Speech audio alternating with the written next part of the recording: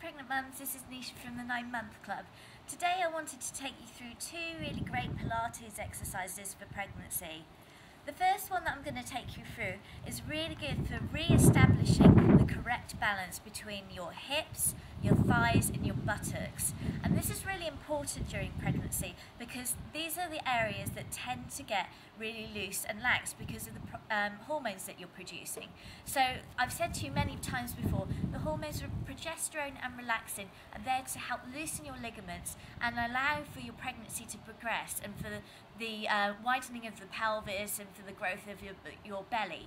But it also means that these ligaments are more prone to injury. So you need to correct this by strength training. And so the first exercise I'm going to show you today is really great for helping you re-establish that balance and also for correcting your posture and making you strong to carry your pregnancy.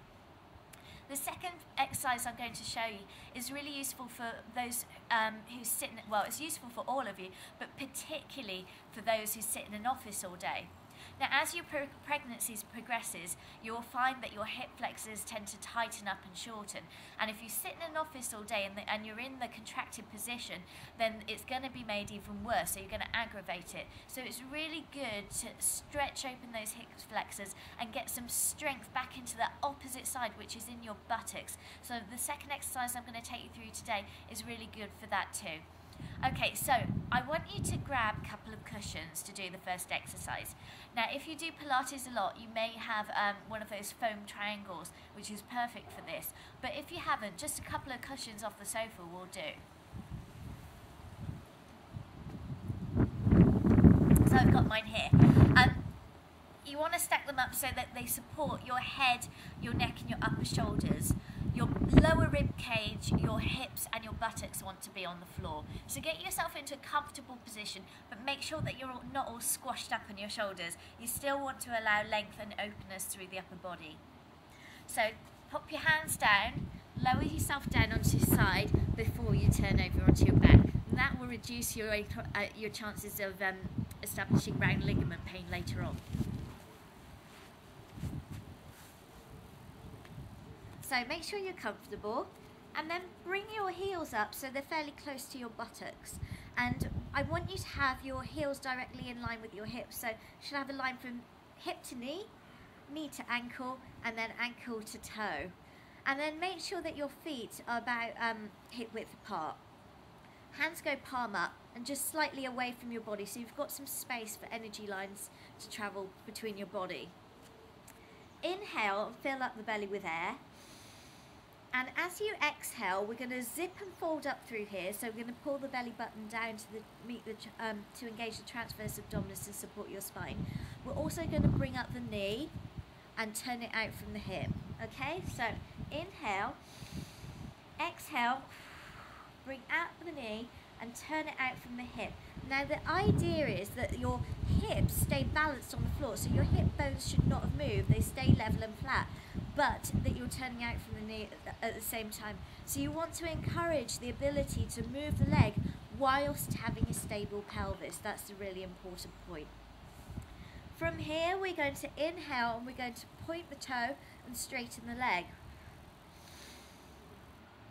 As we exhale, maintaining stability and control through the pelvis and the transverse abdominis, going to lower the leg almost touching the floor, still turned out. We inhale and slowly draw that leg back. Pull the toe down, and as you exhale, we do the same but with a flexed foot. Inhale and return. Exhale, return the knee and turn the knee out, and return the foot down and turn the knee out, and then inhale, return to your start position. Let's go through that again, it's quite complicated. So first of all, we exhale, bring up the knee and fold out the leg.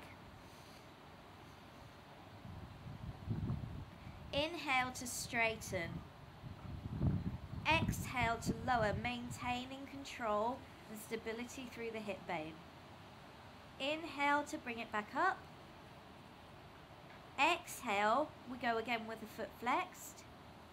Inhale, come up. Exhale, drop the knee and turn out. Return the leg and return the foot to parallel.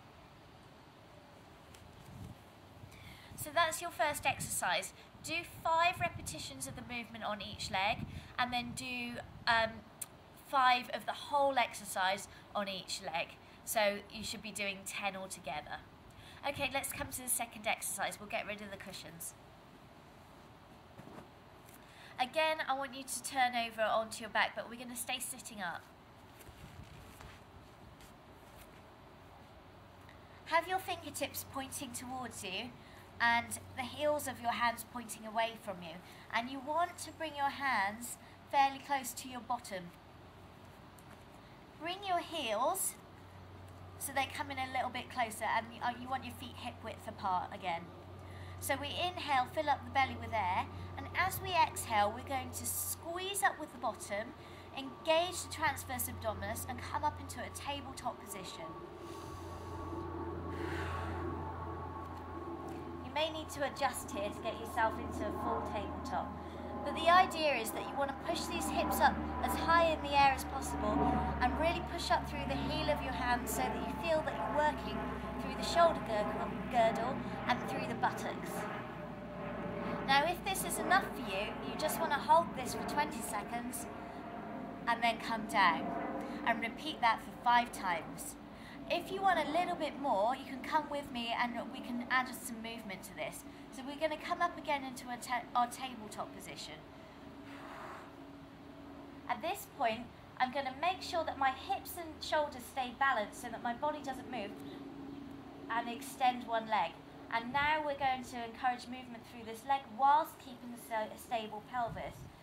So, we're going to lower and lift 5 times, trying to keep that height through the pelvis and the strength in the shoulder girdle.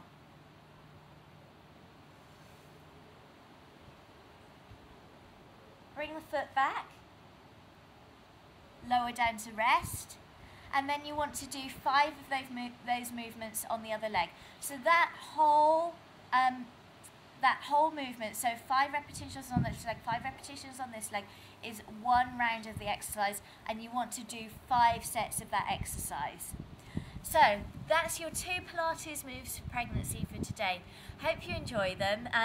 Please leave your comments and any questions that you have regarding the movements in the comments box. Okay, I'll see you soon. Bye.